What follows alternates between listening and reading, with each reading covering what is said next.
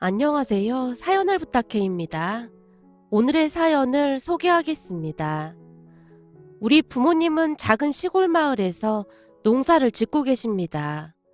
두 분 모두 어린 시절 사는 게 참 많이 힘드셨다고 하는데요. 돈이 너무나 없었던 나머지 결혼하자마자 할아버지 집에 얹혀 살았다고 합니다. 그렇다고 해서 할아버지 집이 많이 크거나 그런 것도 아니었기에 그때 당시에 안채와 조금 떨어져 있는 작은 사랑방에서 신혼생활을 했다고 하네요. 엄마 말에 따르면 겨울에 우풍이 심해서 감기를 달고 살았을 정도였다고 하는데요. 부모님은 그때 그 시절이 가장 힘들었던 시절이었다고 말하곤 합니다. 그러다가 몇 년 후 작은 집을 하나 마련해서 분가를 했다는데요. 엄마는 그때의 그 벅참을 잊을 수가 없다고 말하곤 한답니다. 두 분 다 배움이 짧았기에 우리 남매만큼은 온전한 교육을 시키려고 참 많이도 애쓰셨는데요. 당신들 몸이 부서져라 일을 하면서도 우리 남매가 공부하는 모습만 봐도 그저 행복해 하시던 한마디로 참 마음 여리고 순수하신 분들이십니다. 그런 부모님 덕분에 우리 남매는 열심히 공부해서 서울에 있는 대학을 졸업한 뒤 저는 교사가 되었고 남동생은 공기업에 들어갔어요. 평생토록 배움에 대한 한이 많았던 부모님이었기에 제가 교사가 되었을 때 펑펑 눈물까지 흘리시며 좋아했습니다. 아마도 우리 남매는 그런 부모님께 보답을 해드리고자 더욱 열심히 살았던 것 같습니다. 그렇게 우리 남매는 부모님의 자랑이 되었고 항상 움츠린 채 사셨던 부모님의 어깨가 활짝 펴졌는데요. 부모님은 우리 남매 생각만 하면 밥을 먹지 않아도 배가 부르다고 할 정도였어요. 그러던 어느 날 부모님에게 뜻밖의 위기가 찾아오게 되었습니다.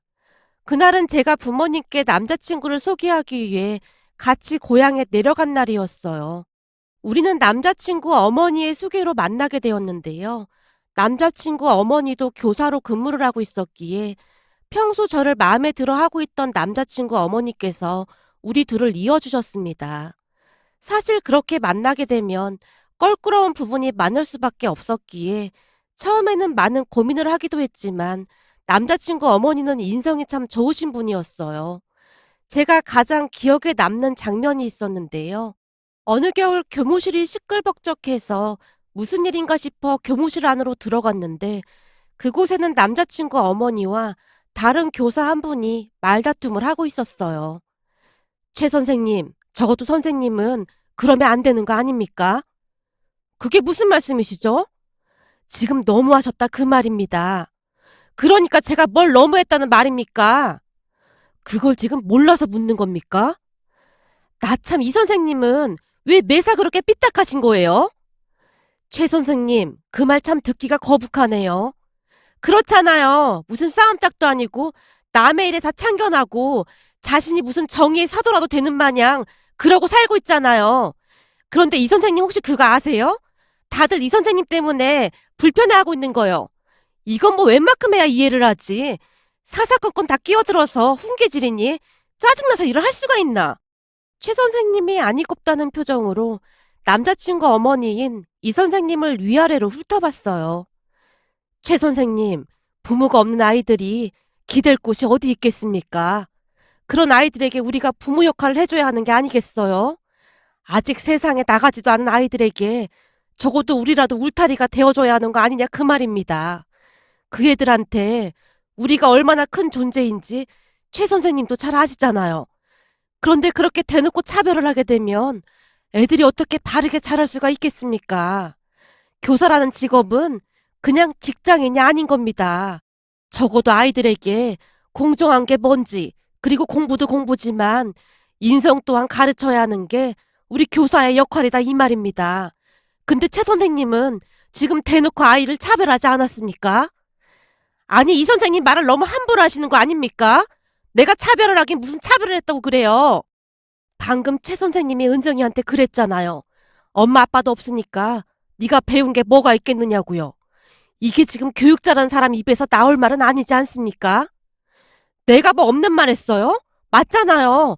맨날 준비물도 제대로 못 챙겨오고 숙제도 제대로 못 해오고 지각도 많이 하고 쟤 때문에 얼마나 신경 쓸 게 많은지 알긴 하고 그런 말을 하는 겁니까?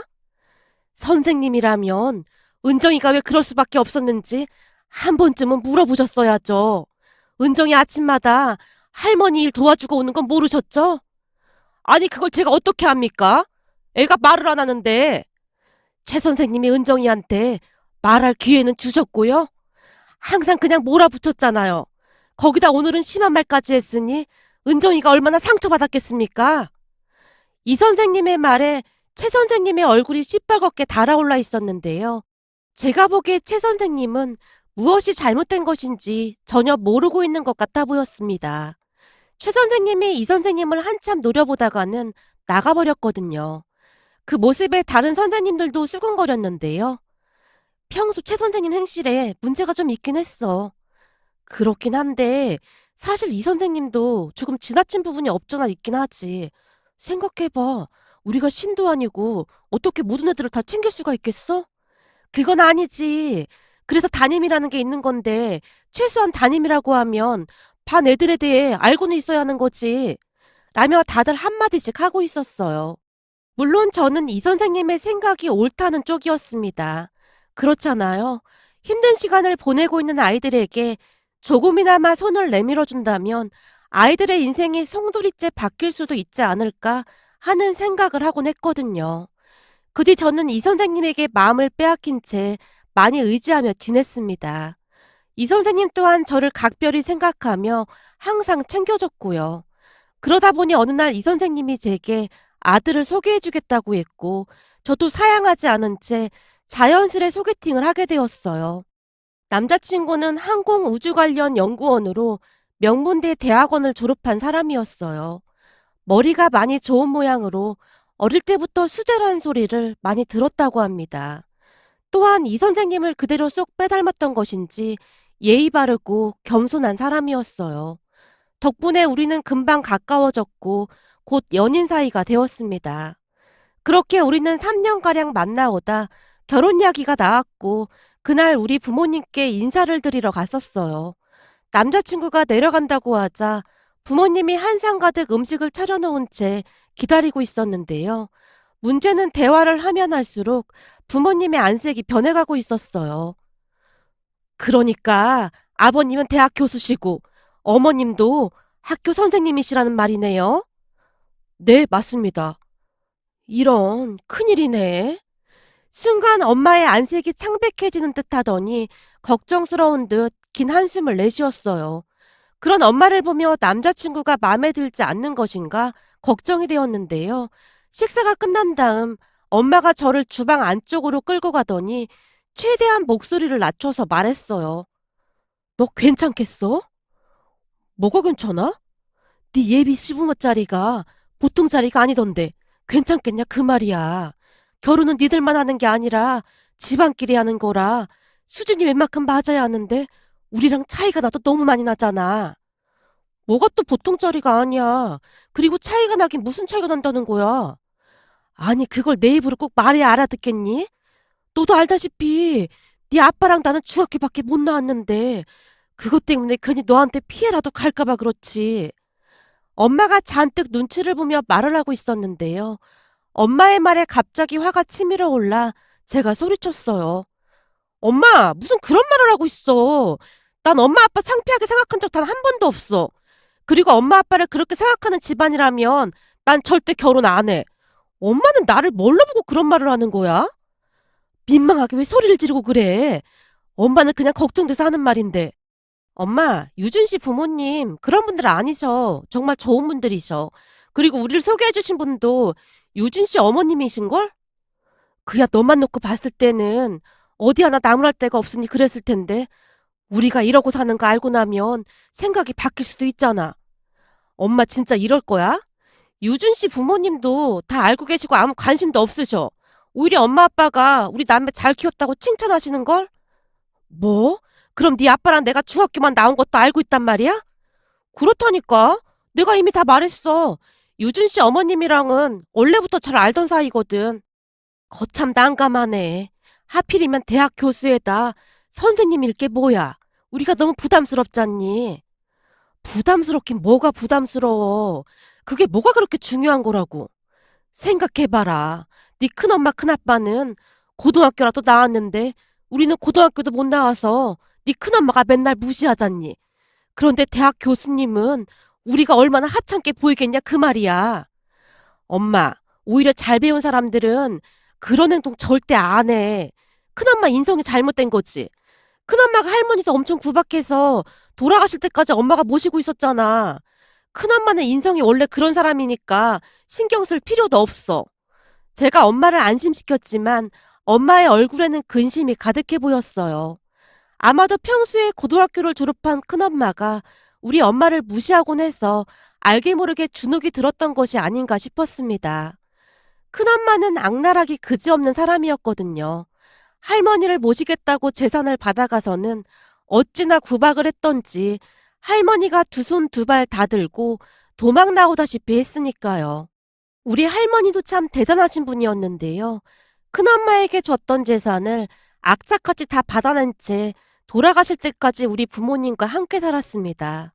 돌아가시기 전 혹시나 큰엄마가 유류분 청구를 할까 싶어 우리 남매와 고모 자식들에게 재산을 증여한 채 세상을 떠나셨어요. 그 바람에 큰엄마가 소송을 한다 뭐한다 난리를 쳤지만 손주에게 증여한 재산에 대해서는 법적으로 어찌할 수 없는 부분이었기에 꼬리를 내릴 수밖에 없었습니다. 나중에 알고 보니 고모부를 통해 법적인 부분을 다 해결해 놓으셨더라고요. 하지만 큰집과 우리 친정이 10분 거리였기에 간혹 큰엄마가 우리 엄마를 찾아왔는데요. 중학교를 졸업한 우리 부모님을 한껏 무시한 채 막말을 하곤 했어요.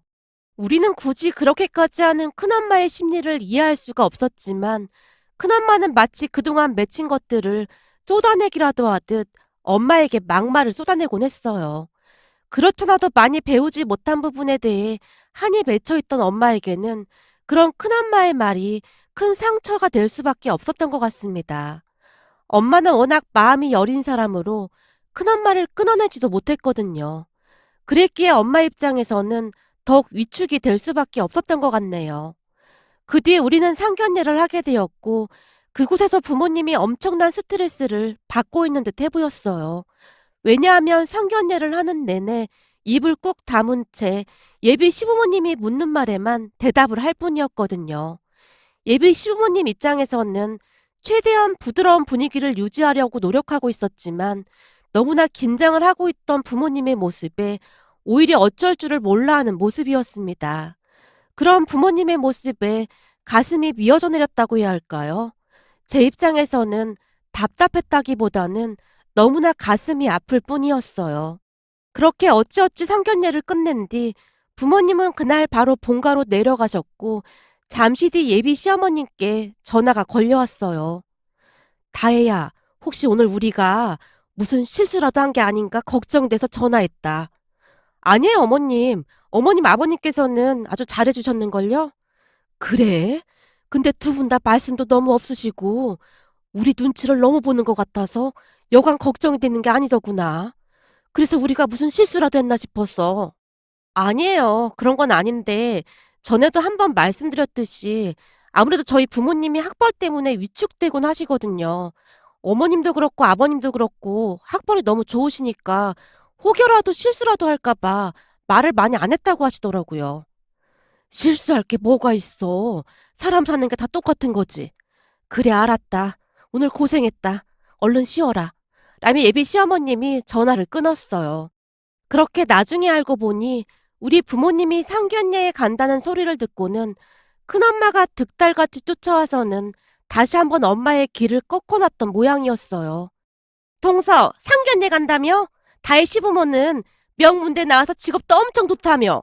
근데 동서랑 서방님이랑 대화나 되려나 모르겠네. 생각해봐. 고등학교 졸업한 우리랑도 대화가 될까 말까 하는데 중학교밖에 안 나온 동서랑 서방님이랑은 전혀 대화가 안 될걸. 그니까 상견례 자리 가서 그냥 입 꾹 다물고 있어. 괜시레 동서랑 서방님이 나서서 나불대다가 다혜 결혼 물 건너갈 수도 있으니까. 사실 까놓고 말해서 다혜만 놓고 봤을 때는 어디 하나 나무랄 데가 없는데 부모가 이 모양이니 다혜 입장에서 참 난처하긴 할 거야. 동서랑 서방님 사이에서 그런 아들딸이 어떻게 나왔는지 참 신기하단 말이야. 그러니까 내 말 명심해. 상견례 자리에서 그냥 묻는 말에만 짧게 대답하고 입 꼭 다물고 있으라 그 말이야. 라는 말까지 했다고 하네요. 상견례 당일 엄마에게 꼬치꼬치 캐묻자 엄마가 미안한 듯 큰엄마와 있었던 이야기를 하더라고요. 그런 엄마에게 절대 기죽을 필요가 없다고 다시 한번 안심시키긴 했지만 그 뒤에도 우리 부모님의 행동은 쉽사리 바뀌지 않았고 결혼식을 하는 내내 기가 많이 죽은 듯한 그런 모습이었습니다. 큰엄마의 말 중 부모님 때문에 내 결혼이 파토날 수도 있다는 말에 큰 상처를 받은 듯 해보였어요. 그렇게 시간이 흘러 우리가 아들을 낳고 돌잔치를 하는 와중에도 부모님은 여전히 시부모님 눈치만 보고 있었어요. 그냥 한마디로 시간이 지나도 쉽사리 바뀌질 않았습니다. 그러던 어느 날 우리 아들을 보러 부모님이 올라오셨는데요. 친정 부모님이 올라오셨다는 말에 시부모님이 맛있는 음식들을 정성스레 직접 만들어서 우리 집에 찾아오셨어요. 시부모님은 우리 부모님과 친하게 지내고 싶어 하셨거든요. 그렇게 시부모님이 집 안으로 들어서자 부모님이 안절부절 못한 채 어쩔 줄을 몰라 했어요. 어찌나 시부모님 눈치를 보시던지 결국 시부모님이 음식만 내려놓은 채 집으로 돌아가셨고요. 특히나 시어머님은 그런 부모님의 모습이 안쓰러웠던 모양으로 많이 신경을 쓰는 듯한 그런 모습이었습니다. 그 뒤에도 부모님은 변하지 않은 채 몇 년이란 시간이 지나갔는데요. 그러던 어느 날 시어머님이 제게 친정 근처에 숙소를 예약하라고 말을 했어요. 친정 근처에 괜찮은 펜션 있으면 예약 좀 해다오. 펜션이요? 그래, 왜 그런 거 있잖니. 바비큐도 구워 먹고 마당도 넓은 그런 펜션 말이야. 펜션은 왜요? 설마 여행 가시려고요? 그래, 우리 다 같이 가족여행 가자꾸나. 그곳에 사돈 두 분도 초대하고 말이야. 우리 부모님을요? 어머님도 아시다시피 절대 안 오실걸요? 우리가 직접 모시러 가는데 안 오실 수 있을까? 네? 어머님 아버님께서 친정으로 직접 찾아가신다고요? 그래, 넌 그냥 굿이나 보고 떡이나 먹으면 된다. 나머지는 우리가 다 알아서 할 테니. 참 그리고 내가 우리 아들한테 듣자 하니 사부인이 퀴즈 같은 거 그 뭐더라? 끝말잇기? 그런 걸 엄청 잘하신다며. 네? 아, 네. 전에 할머니 살아계셨을 때 치매가 있으셔서 엄마가 할머니랑 그런 게임 많이 하셨거든요. 그래? 그럼 완전 전문가겠네. 그렇죠. 웬만한 건 다 알고 있을걸요. 제가 여기저기서 찾아서 알려준 것도 많거든요. 그럼 네가 나 좀 도와줘야겠다. 라면 시어머님이 주말에 시댁으로 오라고 했어요. 시어머님의 말에 그 주 주말 시댁으로 갔는데요. 시부모님 두 분이 제게 이것저것을 물어보시면서 심각한 표정으로 뭔가를 작성하고 계셨어요. 두 분 모습을 보며 도대체가 무슨 일인가 싶어 물어봤지만 두 분은 그저 펜션을 예약하라는 말만을 할 뿐이었어요. 그렇게 한 달쯤이 지난 어느 날 우리는 미리 예약한 펜션의 짐을 풀고는 시어머님과 함께 친정으로 향했는데요. 물론 제가 미리 엄마에게 귀뜸을 해놓았기에 시어머님이 방문한다는 사실을 알고 있었지만 아니나 다를까 우리가 친정으로 들어서는 모습을 본 부모님의 얼굴이 새하얗게 변해 있었어요. 우선 엄마가 급히 시어머님을 안으로 모시고는 커피를 드렸는데요. 시어머님이 부모님께 펜션 이야기를 하며 같이 놀러 가자고 설득했고 나중에는 두 분을 정말 억지로 끌고 나오다시피 했습니다. 그때 당시 부모님의 얼굴에는 당혹스러움이 가득해 보였지만 시어머님의 간곡한 요청에 억지로 따라 나서는 모습이었습니다. 펜션에 도착을 해서 보니 시아버님과 남편이 팔을 걷어붙이고는 열심히 고기를 굽고 있었고 식탁에 이런저런 음식들이 준비되어 있었어요. 그렇게 우리는 준비한 음식을 맛있게 먹고는 술도 한 잔씩 마시면서 어색한 분위기를 풀려고 노력하고 있었습니다. 그러다가 잠시 후 시어머님이 부모님께 툭 던지듯 한마디를 했어요. 우리 이렇게 모였는데 게임 같은 거 한번 해볼까요? 게임이요? 저희가 아는 게임이 별로 없어서요. 아닙니다. 이건 누구나 쉽게 할 수 있는 게임이라 다 할 수 있습니다. 사부인 혹시 넌센스 퀴즈라고 들어보셨나요? 넌센스 퀴즈요? 그럼요. 시어머님의 말에 엄마가 반색을 한 채 눈을 반짝였는데요. 아마도 시부모님 앞에서 그런 모습을 보인 게 그때가 처음이지 않았을까 싶을 정도였어요. 그 기세를 몰아 시어머님이 엄마에게 쐐기를 박듯 말했어요. 저는 이 게임을 잘 몰랐는데 얼마 전에 동창회 갔다가 제 친구가 가르쳐 주더라고요. 근데 이게 아주 재밌더라고요. 얼마나 배꼽을 잡고 웃었는지 모르겠습니다. 그렇죠. 저도 우리 시어머님이 치매로 고생하시다 돌아가셔서 이 게임을 같이 하곤 했는데 엄청 좋아하셨답니다. 우리 시어머님이 여장부처럼 성격이 괄괄하셨거든요. 사부인이 이렇게 바른 분이시니 우리 다혜도 그렇게 바를 수가 없답니다. 제가 보자마자 우리 며느리 삼고 싶을 정도였다니까요. 아닙니다. 그렇게 봐주셨다니 그저 감사할 따름입니다. 다만 부모가 많이 못나서 뒷받침을 잘 못해준 것 같아서 항상 미안할 뿐이죠. 사부인, 제가 지금껏 살다 보니 많이 배웠다고 그게 다 옳은 것만도 아니더라고요. 오히려 인성 안 좋은 사람들이 많이 배우게 되면 이건 뭐 사회에 민폐나 끼치고 어찌할 방도가 없더라고요. 그런 사람들의 문제는 그냥 지들만 마냥 잘났고 다른 사람들 말은 아예 들으려고 하지도 않는다는 겁니다. 저는 주변에서 그런 사람들을 워낙 많이 봐서 그런지 많이 배웠다는 게 꼭 옳은 것만은 아니라고 생각합니다. 무작정 지식을 머릿속에 많이 넣기만 한 사람보다는 지혜가 많은 사람이 세상을 움직이게 마련이더라고요. 저는 항상 그렇게 믿고 살아가려고 노력하고 있습니다. 시어머님의 말에 엄마가 고개를 끄덕이며 수줍게 미소 짓고 있었어요. 그렇게 엄마의 마음이 조금씩 움직이고 있었고 제가 넌센스 퀴즈를 시작했습니다. 자, 그럼 바로 퀴즈를 시작하겠습니다. 정답을 아시는 분은 정답이라고 말을 한 뒤 손을 번쩍 들어주시면 됩니다. 다들 이해하셨죠? 그럼 문제 들어갑니다. 첫 번째 문제. 어느 날 갑작스러운 사고로 오이가 죽었다는데요. 오이 묘지의 이름은 뭘까요? 정답! 정답! 이거 너무 식은죽 먹기인데요. 오이 무침! 오이 무침이요? 사부인, 대체 왜 답이 오이 무침이라는 겁니까? 시어머님이 엄마의 얼굴을 바라보며 물었고 엄마가 신나서 대답했어요. 사부인, 오이가 죽어서 무친다. 그걸 줄여서 오이 무침이라고 한 것 같습니다. 세상에나 그렇네요. 어쩜 너무 재밌네요. 그럼 콩나물이 죽으면 콩나물 무침이겠네요. 시어머님이 순식간에 일어나서는 손뼉까지 치면서 갑자기 막 웃으시더니 이상한 행동을 하는 게 아니겠습니까? 콩나물 팍팍 묻혔냐? 아이고 사부인, 그거 혹시 이주일 흉내 내신 겁니까? 예, 갑자기 생각나서요. 우리 때는 이게 한참 유행이었잖아요. 그 바람에 한바탕 웃음바다가 되고 말았답니다.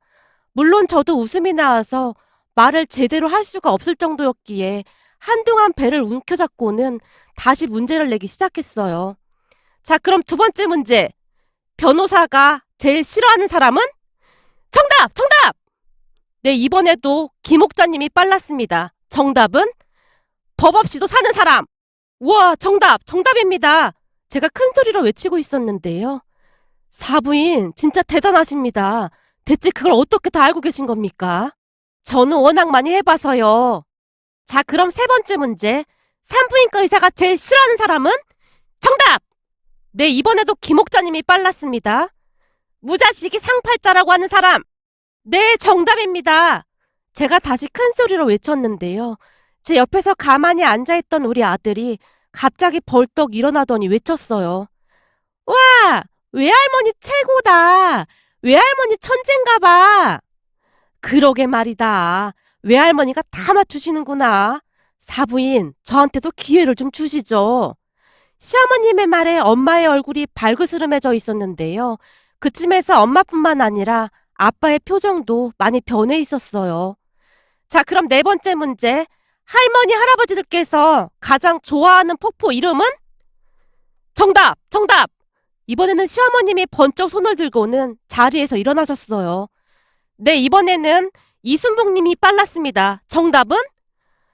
나이아가라 폭포! 네, 정답입니다.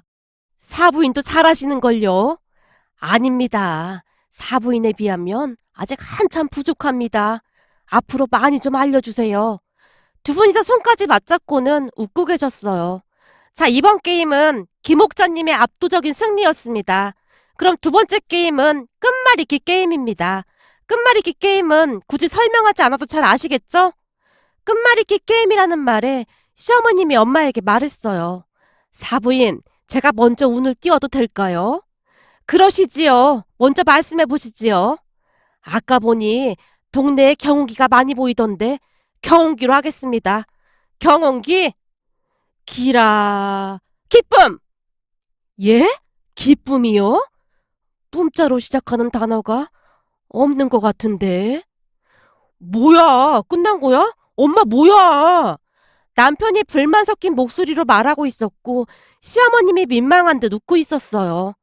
그럼 이번에는 사부인이 먼저 운을 떼보시죠. 저는 강냉이로 하겠습니다. 가만 보자. 이자로 시작하는 말이 이슬입니다. 이젠 끝났습니다. 어마어마하죠? 슬자가 아마 없을 겁니다. 이야, 이건 진짜 어렵네요. 슬자가 뭐가 있을까요? 그쯤에서 엄마와 시어머님은 이미 게임에 푹 빠져있는 듯해 보였고 아빠와 시아버님 또한 흥미진진한 표정으로 구경을 하고 계셨어요. 슬자라. 그게 있었네요. 슬픔! 예? 슬픔이요? 사부인 지금 슬픔이라고 했나요? 가만히 있자. 품이라.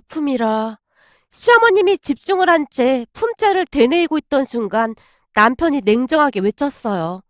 땡! 이순봉님, 시간초가 땡입니다. 아이고, 저는 사부인한테 못 당하겠네요. 사부인은 어떻게 그렇게 잘하실 수가 있는 겁니까? 그냥 몇 번 가지도 않고 끝내버리시네요. 저야 워낙 많이 해봐서 그렇죠. 대부분은 우리 시어머님한테 배운 겁니다. 자, 이번에는 사부인이 먼저 시작하시죠. 잠시만요. 제가 명색이 국어선생인데 저도 이번에는 절대 질 수가 없습니다. 잠시만요. 뭐가 있을까요? 그게 있었네요. 사부인 제가 지고 있으니까 시작하자마자 한 방에 끝내도 이해해 주실 거죠?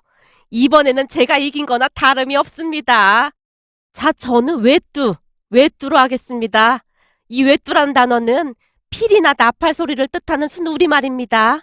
이번에는 제가 이긴 게 확실합니다.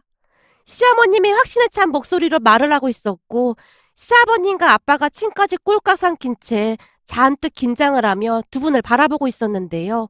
엄마의 단 한마디에 시어머님이 얼굴을 감싸며 맙소사를 외쳐대셨어요. 뚜껑? 뚜껑이요? 공짜가 있던가?